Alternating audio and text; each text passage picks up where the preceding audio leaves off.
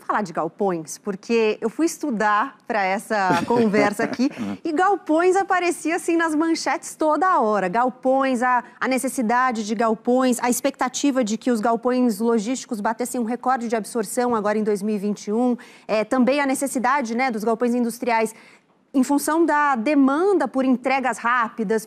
Como é que o momento em que a gente vive afetou esse mercado? Quais foram as novas demandas que chegaram, ou não necessariamente novas, né? Porque esse momento que a gente vive não necessariamente criou coisas, mas talvez tenha acentuado alguns movimentos que já existiam. Então, como é que isso como é que esse momento tem reflexos nesse universo dos galpões? Tá, eu acho que é um pouco distante, né, das pessoas. A gente não imagina, a gente nem lembra que os galpões existem, a gente que está aqui na ponta, né? A gente não lembra que eles existem, mas eles são importantíssimos, né? Demais, demais.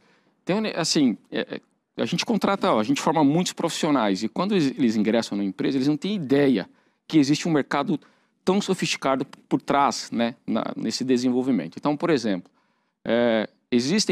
como qualquer ativo imobiliário, galpão também tem seu padrão. Tem um de mais alto padrão, tem um de médio, tem um de baixo padrão.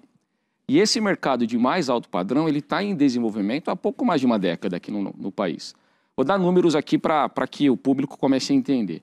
O Brasil tem um parque industrial que permeia ali os 170 milhões de metros quadrados, de todos os perfis de ativos. Dentro desse universo, você vai classificando. Você tem ativos que permitem controle de temperatura, são galpões mais específicos. Você tem os galpões em condomínio, que também você tem uma classificação mais díspare. E você tem um mercado que a gente chama de classe A ou popular AAA, né? São os galpões de mais alto rigor técnico. Esse é um mercado que a gente acaba se aprofundando mais, não que nós não monitoremos as outras quase 16 mil propriedades, mas hoje no Brasil o galpão ele tem um padrão extremamente elevado, similar a qualquer economia de primeiro mundo, e ele é muito bem estudado, né? Seja aqui por nós, seja por Sila, a gente monitora o preço pedido e o preço transacionado de todas as locações, para onde esse mercado está desenvolvendo, quem foram as empresas que devolveram o espaço e se locomoveram, e na pandemia, um fato que chamou muito a atenção foi o consumo, principalmente de pessoas que não tinham experiência de aquisição pela internet, compra online. E houve um salto, a gente está falando de quase 10 milhões de pessoas que tiveram a primeira experiência, isso demandou demais espaço em galpões. Claro que toda economia está atrelada à PIB, mas galpão é muito consumo.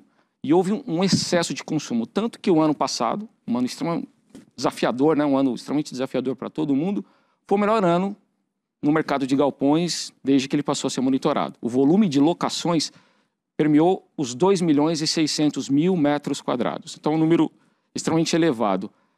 E esse ano, por incrível que pareça, nós projetávamos que esse ano seria muito parecido com o ano passado, que foi muito bom.